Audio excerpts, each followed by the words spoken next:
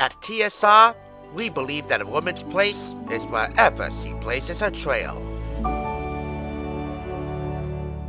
Welcome! You're watching the Thrift Store Rundown, celebrating Women's History Month by doing what we do best, bringing Hollywood Homer on a budget. I'm not going to be the first or the last to tell you that 2020 sucked. However, if you lived vicariously through Rachael Ray beyond the hour that you would spend with her screen to screen watching her show every weekday, you would understand that any word with a far deeper meaning than sucked would suffice, given the fact that two bad things happened to compound the stress of the pandemic. 1. Her Adirondack cabin in the woods that she shared with her husband, John Cusimano, for 15 years, burned to the ground. And 2. Their beloved pit bull, Isabu, died of cancer. Any folks without golden hearts and backbones of steel would probably lie in a fetal position in the corner somewhere, wondering when the bad luck would end. But not these two.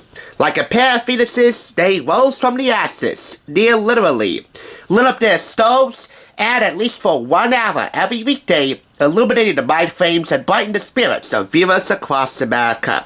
If you watched them every day, you'd get it. Their place was your place. So now, let's revisit that place. With this Ballantine Books publication, this must be the place. Over 125 recipes and 16 raw, personal essays from Rachael about navigating trying times, one after another, during the coronavirus pandemic. This is a retail purchase. I'll expand more on that later. But for now, let's take a look inside This Must Be the Place and offer you a near literal taste of life through Rachael's eyes, as this book gives you plenty of dispatches and food from the home front to think about.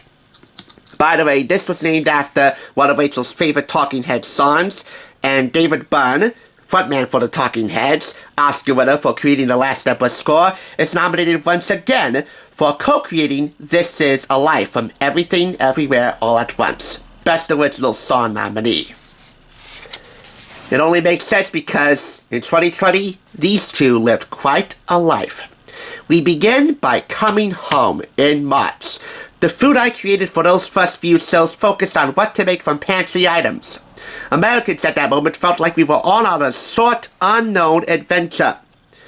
We were concerned about stocking up on staples that would last however long quarantine would.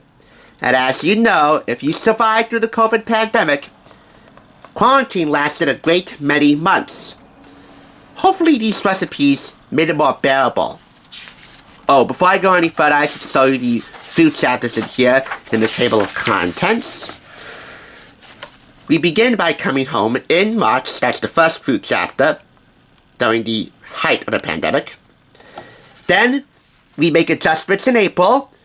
This book offers up some May diversions, introduces you to old friends and new friends in June, offers some summertime cook-alongs, the September harvest, yearning in October, giving thanks all throughout November, and finally offering and dishing up some hope for the holidays in December, because why the heck not? Every food chapter in here, by the way, ends with a cocktail from John Cusimano. Lawyer by day, mixologist somewhere in the middle, ideally 5 o'clock, and rock star by night with his band The Cravings. And new band, Fastest Land Animal. Odd name for a band. What are you going to think of next for an a cappella group? Soulless Sea Specimen? This is crossing the line. This is Rachael learning to adjust to recording in her home for a daytime show during the beginning of the pandemic.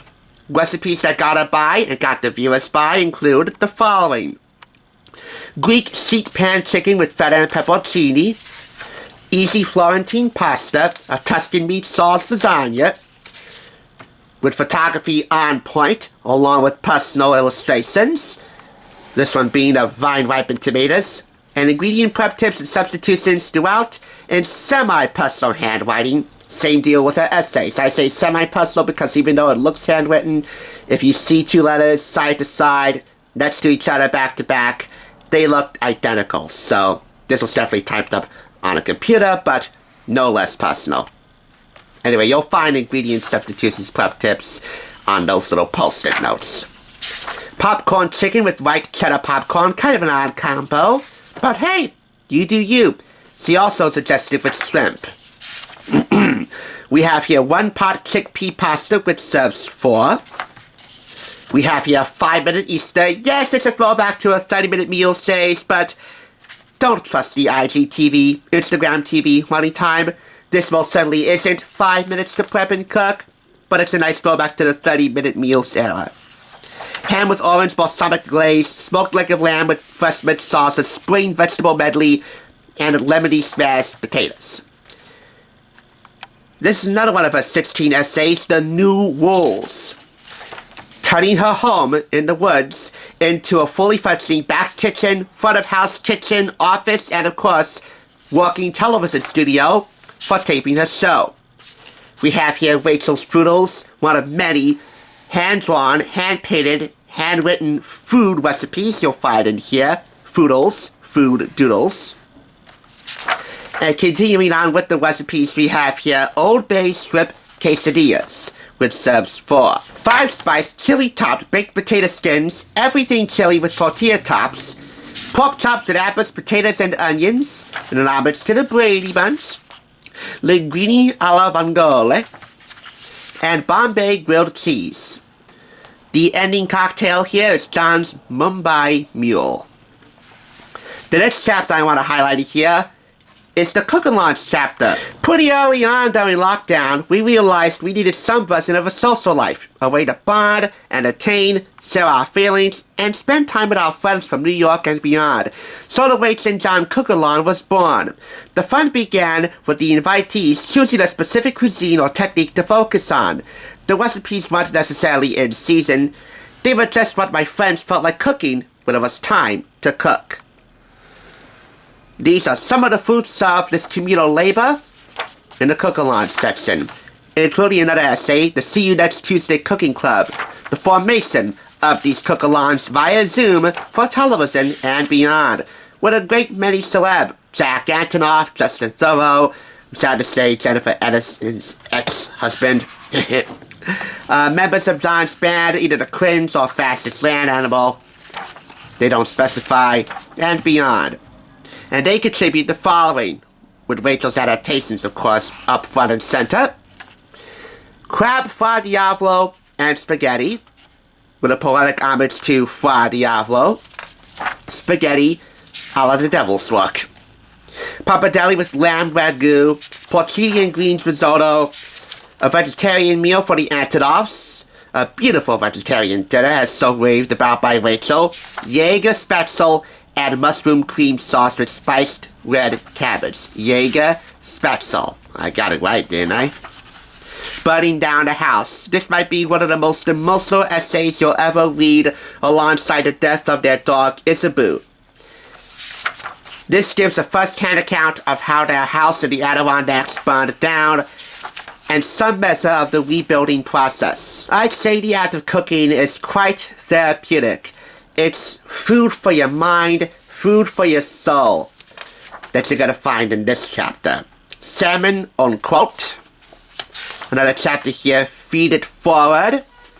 Of course, this details Rachel's cooking initiatives with kids and how she opened up to her young Zoom audience during her first cook-along after her house burned down. They made spaghetti and impossibles for their first outing after that horrific ordeal. Impossibles made out of plant-based meat.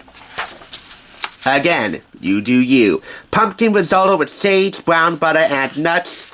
A Moroccan chicken tagine. Beef stew with Dijon mustard and cherry mushrooms. A poetic ode to the classic carbonara. And finally, John's Moroccan martini. Emphasis on tea because it's made with tea. Chilled mint tea. 2 ounces to be exact. Anyway, those are just 2 chapters among a variety of emotional, soul-warming, harrowing, and delicious chapters and recipes and stories in here that you'll find in what has to be Rachel's most emotional personal book yet, following the same format as Rachael Ray 50, which compared to this makes that look like a cakewalk for your 50th birthday, for her 50th birthday, for anyone's. And speaking of which, later in the day, I'll have a review of 50 Celebrating 50 from More Magazine, Women from multiple disciplines of the arts and beyond share their milestones as they head into their 50th year on Earth. Anyway, if you want to see my review of the Rachael Ray 50 book, you can check out the link below. You may think you know Rachael Ray after decades of TV appearances and dozens of books, but 2020 changed us all, and it changed her too. Her life and direction.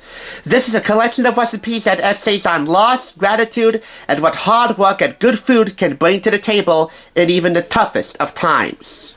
This Must Be the Place captures the words, recipes, and images that will forever shape this time for Rachael and her family, offering readers inspiration to rethink and rebuild what home means to them now. And for all the harrowing times that Rachael accounts in here, there are some moments of levity, of many scrumptious silver linings, not just in the recipes. When they adopted Bella Boo Blue, the third generation of Rachael's boos, all on 4 legs. The recipes are all comforting for the soul, for your taste buds. Oh, I should say something about the texture of the pages if you own this book. It's not exactly glossy all around, nor is it exactly rustic all around. I think it's a happy middle ground here in terms of the texture of the pages. Borderline Adirondack texture, if you will. Nice, semi-glossy, semi-rustic texture on the pages. And I think that fits this book exceptionally well. This retails for $32 in the US, $42 in Canada, and yes, I did splurge and picked this up for the retail price. You probably saw the short from me at the Daily Treat restaurant after I went to Bookends in Ridgewood to pick this up. Bookends and Daily Treat are in the same place in Ridgewood Town Center. If you're gonna splurge wisely, and for $32, with this offering more bang for its buck and hitting all levels of emotion, this is a pretty darn wise investment. 4.5 out of 5 claps. One other thing about gratitude. While her viewers are mentioned several times over in the book, they're not exactly thanked in the acknowledgement section. So, sorry Rachael, but you know the rules. You don't thank your fans directly in the acknowledgements, you get penalized. But other than that, this must be the place where delicious miracles can be made. And as the song of the same name says, if anyone asks, at least for the weekend, this is where I'll be. At Rachael and John's place, between 2 hardcovers. Because she is always in my heart. We love you.